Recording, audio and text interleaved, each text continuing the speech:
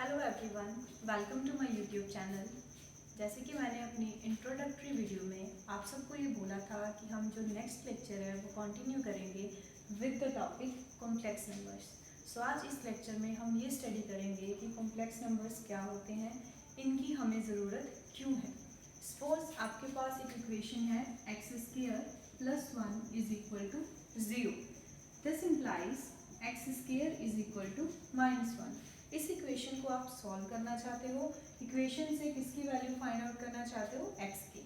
तो x² जो है वो किसके इक्वल आ रहा है यहाँ से, -1। This implies x = ± square root of -1।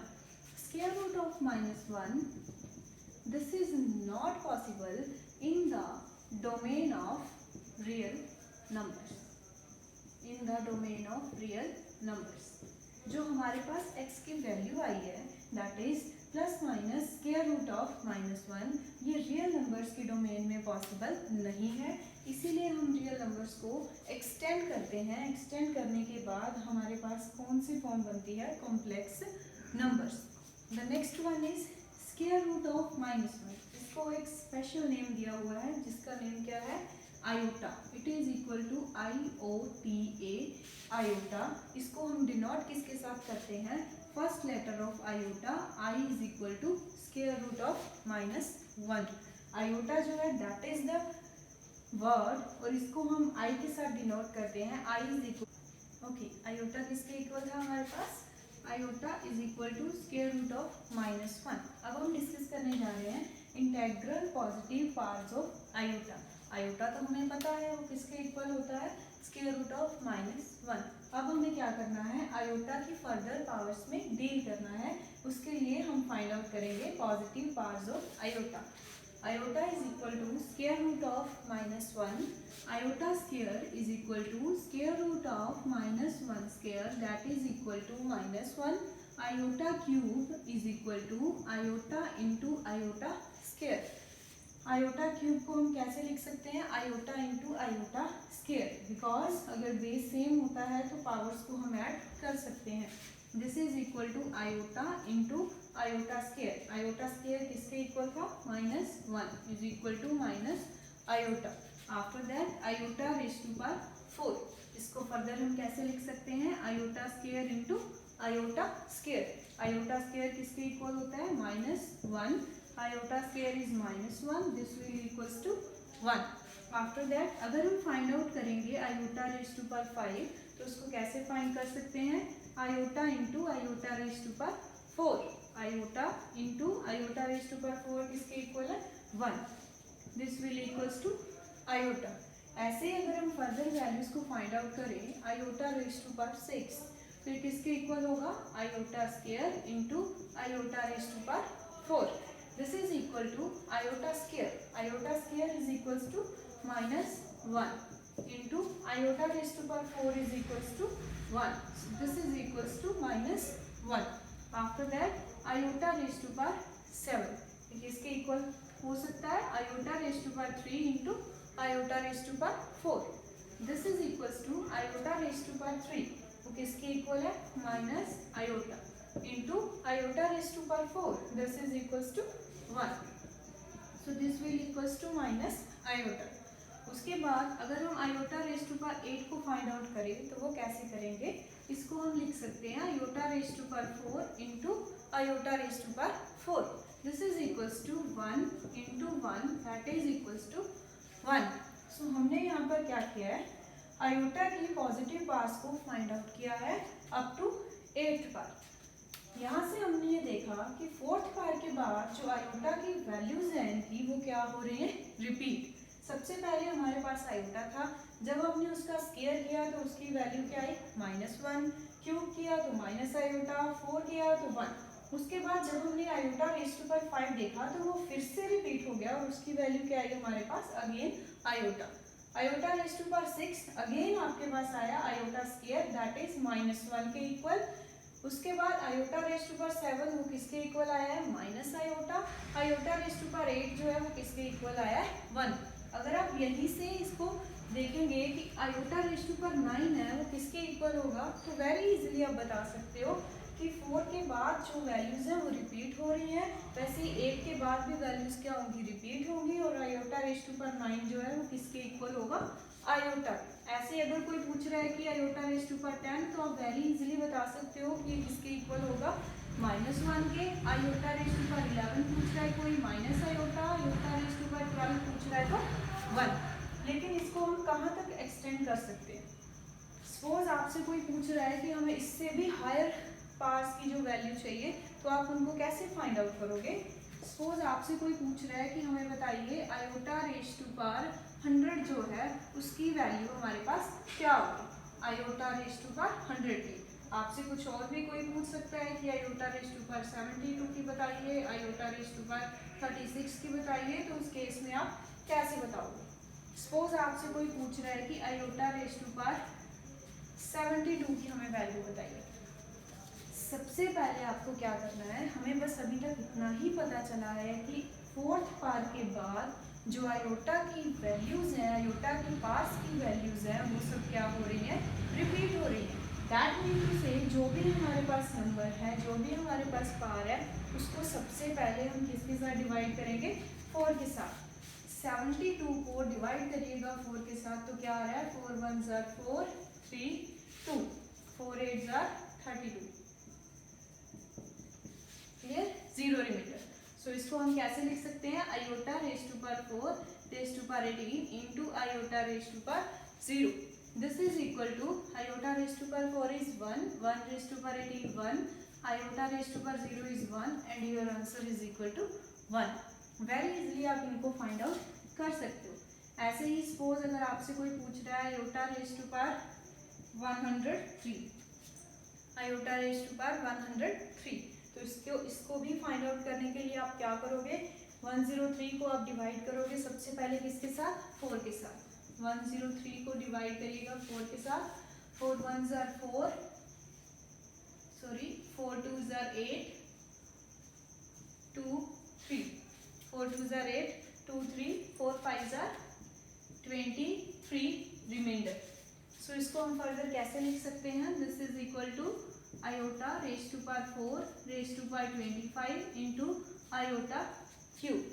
This will equals to iota raise to power 4 is 1, 1 raise to power 25 1 into iota cube. Iota cube further किसके इक्वल होता है, minus iota. So very easily आप सब इन वैल्यूज को find out कर सकते हो। इनके लिए बस आपको क्या करना होगा कि जितनी भी पार के बारे में आपको पूछा गया है वो पार कुछ भी हो सकती है, जस्ट आपको क्या करना है, उनको डिवाइड करना है किसके साथ, 4 के साथ। क्यों करना है, क्योंकि 4th के बाद जो वैल्यूज़ है वो क्या हो रही हैं, रिपीट हो रही है।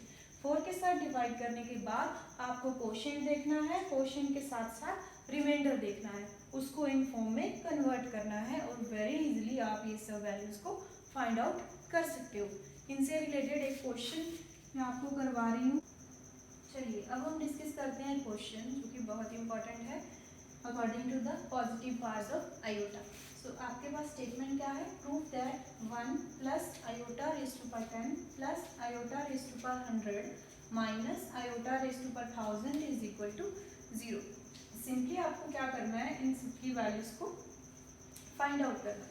So taking left hand side 1 plus iota raised to power 10 plus iota raised to power 100 minus iota raised to power 1000, this will equals to 1 plus, इसको हम कैसे लिख सकते हैं, iota raised to power 4 raised to power 2 into iota square, because अगर हम 10 को divide करेंगे 4 के साथ तो क्वोशिएंट हमारा क्या होगा 2 और रिमाइंडर भी क्या होगा 2, प्लस इसको लिख सकते हैं iota raise to power 4 raise to power 25, because 25 into 4 is 100 और रिमाइंडर हमारे पास क्या होगा 0, minus iota raise to power 4 raise to power 250। 250 को अगर आप 4 के साथ मल्टीप्लाई करोगे तो हमारे पास क्या आएगा 1000 और हमारा जो रिमाइंडर है वो क्या है यहाँ पे 0।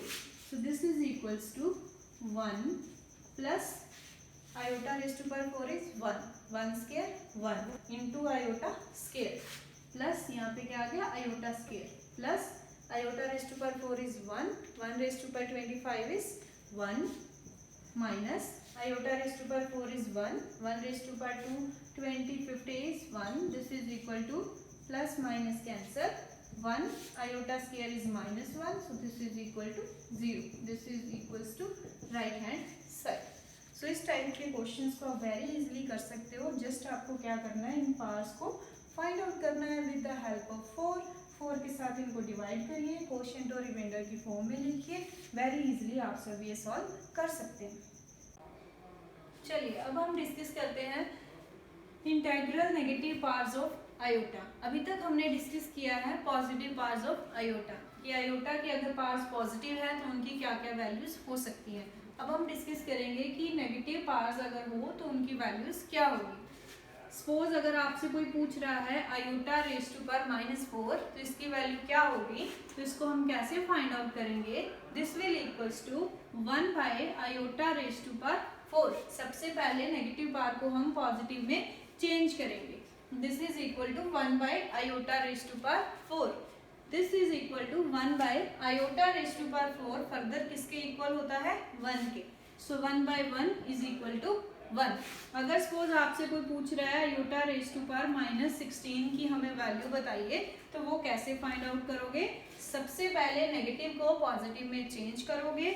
1 by iota raise to power 16. Further this is equal to 1 by iota raise to power 4 raise to power 4. 4 into 4 is 16. So this is equal to 1 by iota raised to power 4 किसके equal होता है, 1 के. 1 raised to power 4 is 1. So 1 by 1 your answer is equals to 1. उसके बाद अगर आपसे कोई पूछ रहा है कि आप हमें वैल्यू बताइए iota raise to power -25.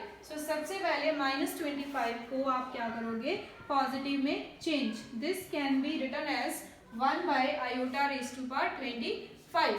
This is equal to 1 by, अगर तो आपको 25 डायरेक्ट पता चल रहा है कि कैसे ब्रेक होगा तो आप डायरेक्ट कर सकते हो, अदरवाइज आप इसको 4 के साथ डिवाइड कर सकते हो.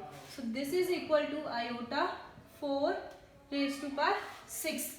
4 into 6 is 24 into 1 आपके पास क्या आएगा, रिमाइंडर. सो ये किसके इक्वल हो गया, iota raise to power 4 raise to power 6 into iota raise to power 1. This is equal to 1 by iota raise to power 4 is 1. 1 raise to power 6 is 1 into iota. So ये आपके पास क्या आया, 1 by iota. यहाँ पे एक चीज ध्यान देने वाली है कि जब भी डिनोमिनेटर में आयोटा होगा तो आप उसको ऐसे स्किप नहीं करोगे. आपने 10th स्टैंडर्ड तक एक रिजल्ट सुना होगा, दैट इज द रैशनलाइजेशन. आपको यहाँ पे क्या करना होगा, डिनोमिनेटर में जो भी टर्म है, जो भी नंबर है, आपको उसके ऑल्टरनेटिव साइन के साथ मल्टीप्लाई और डिवाइड करना होगा. Multiply by minus iota upon minus iota.